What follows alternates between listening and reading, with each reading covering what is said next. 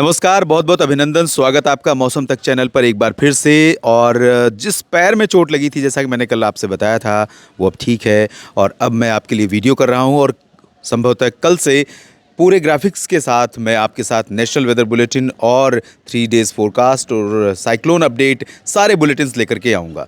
अगले 24 घंटों में यानी 7 मई को संपूर्ण भारत में किस तरह का मौसम रहने वाला है, किस तरह के मौसम की संभावनाएं नज़र आ रही हैं, इसकी बात हम इस वीडियो में करेंगे। और आज है 6 मई। दोस्तों, आप जानते हैं कि आज साइक्लोनिक सर्कुलेशन उत्तरी जो दक्षिणी अंडमान सागर adjoining south east bay of Bengal यानी दक्षिण पूर्वी बंगाल की खाड़ी का क्षेत्र है, यहाँ पर चक्रवाती हवाओं का क्षेत्र विकसित हो गया है। चक्रवाती हवाओं का क्षेत्र जो घड़ी की विपरीत दिशा में होता है, इस तरह से उल्टा बनता है। घड़ी इस तरह चलती है और ये इस तरह से चलते हैं। तो ये साइक्लोनिक सर्कुलेशन जब इस तरह से घूमने लगते हैं, उसके बाद प्रेशर जैसे ही कम होता है, हम समुद्र की सतह से जो मॉइस्चर है, जो नमी है, पानी है, वो हवाओं के जरिए इस तरह से बवंडर बनकर ऊपर उठने लगता है और वही कनेक्ट होता है एटमॉस्फेयर में उस जगह के लिए, उस जगह पर जहां पर क्लाउड फॉर्मेशन यानी बादल बनने की प्रक्रिया होती है, जो फ्रीजिंग पॉइंट जोन है एटमॉस्फेयर में हमारे, और वहीं से बादल बनते हैं।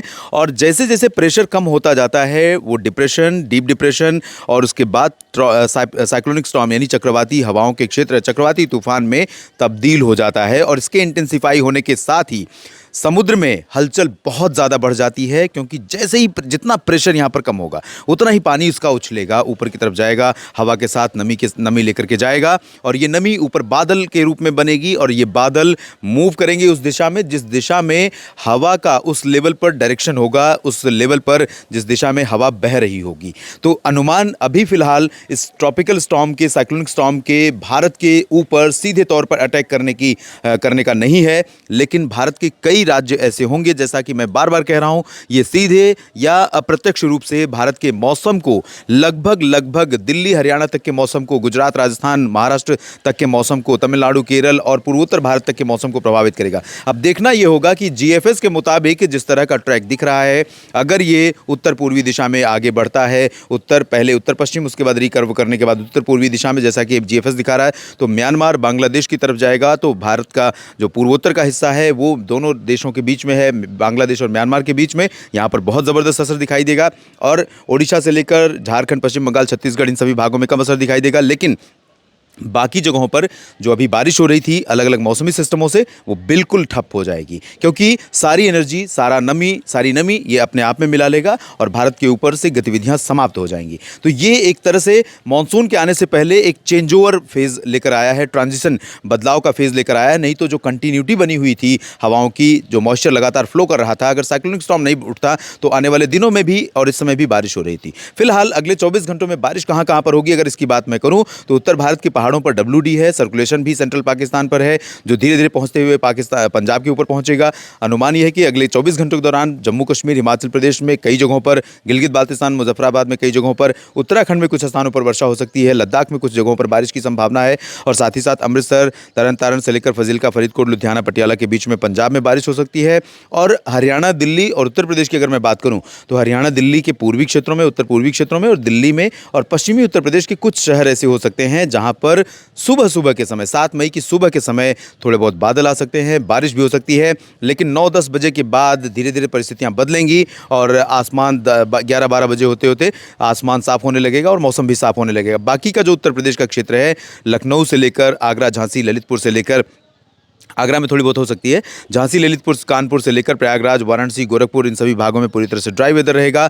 लगातार पश्चिमी दिशा की शुष्क हवाएं चलेंगी, सुबह और रात का मौसम ठंडा होगा, दिन में गर्मी होगी, धूप कड़क रहेगी और बिहार, झारखंड, पश्चिम बंगाल में भी सिमिलर कंडीशन रहेगी। पूर्वोत्तर में अरुणाचल, असम में बारिश होगी, थोड़ी बहुत बारिश मेघालय और नागालैंड में हो सकती है, जबकि मणिपुर, मिजोरम, त्रिपुरा, यहाँ पर बारिश की उम्मीद बहुत कम नजर आ रही है।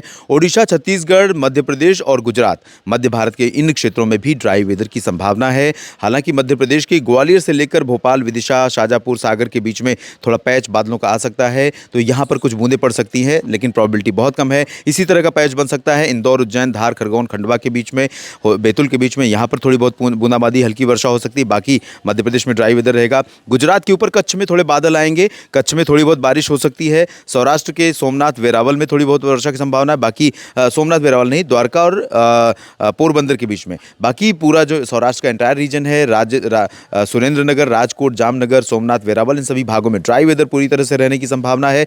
पूर्वी क्षेत्रों में सूरत, वलसाड़, नवसारी के ऊपर थोड़े बादल रह सकते हैं। और महाराष्ट्र की बात करूं तो महाराष्ट्र में पुणे और नासिक से लेकर के मुंबई, ठाणे, कल्याण से लेकर के नीचे के हिस्सों में सांगली, सतारा, कोल्हापुर तक वर्षा की संभावना है। नांदेड़ में, मराठवाड़ा में बारिश हो सकती है। संभाजीनगर में बारिश हो सकती है। बाकी विदर्भ में मेनली ड्राई वेदर रहेगा। तेलंगाना में कुछ हल्की फुल्की बारिश की संभावना है। और साउथ की तरफ चलने से पहले गोवा की बात करें, गोवा में बादल आएंगे और गर्जना के साथ थोड़ी बहुत वर्षा हो सकती है। बहुत हैवी रेन के चांसेस नहीं है। आगे बढ़ें, तेलंगाना में अधिकांश जगहों पर ड्राई वेदर रहेगा। कुछ बादल आ सकते हैं, कहीं कहीं पर बूंदाबांदी हो सकती है। हैदराबाद, खम्मम, रामागुंडम समेत तमाम शहरों में मेनली ड्राई वेदर की एक्सपेक्टेशन है। आंध्र प्रदेश में उत्तर तटीय क्षेत्रों से लेकर दक्षिण तटीय क्षेत्रों तक और रायलसीमा में तिरुपति और आसपास के इलाकों में कई जगहों पर बादल रहने, कुछ स्थानों पर हल्की वर्षा होने की संभावना है। जबकि कर्नाटक, केरल और तमिलनाडु ये 3 राज्य ऐसे होंगे, इंक्लूडिंग पुदुचेरी, जहां पर हल्की से मध्यम बौछारों के साथ कुछ एक शहरों में मदुरई, वेल्लोर, कोयम्बटूर और कोचीन, त्रिवेंद्रम इन भागों में कुछ स्थानों पर मध्यम से तेज वर्षा हो सकती है। बेंगलुरु, हसन, मैसूरू में भी मध्यम से तेज बारिश की संभावना नजर आ रही है। लक्षद्वीप में भी वर्षा हो सकती है। अंडमान व निकोबार द्वीप समूह बेतहाशा तेज हवाओं का सामना करने वाला है और यहां पर बारिश भी बहुत ज्यादा होने वाली है, तो थोड़ा सा सतर्क रहें यहां पर जाने वाले टूरिस्ट। यहां पर बहुत चैलेंजिंग वेदर होगा और अगले 24 से 48 घंटों या 72 घंटों तक इस तरह की जोखिम की सिचुएशन यहां पर बनी रहेगी। फिलहाल देश भर के मौसम पूर्वानुमान के इस बुलेटिन में इतना ही। लगातार जुड़े रहिए मेरे साथ, मौसम की पूरी जानकारी दोस्तों आपको मिलती रहेगी। धन्यवाद।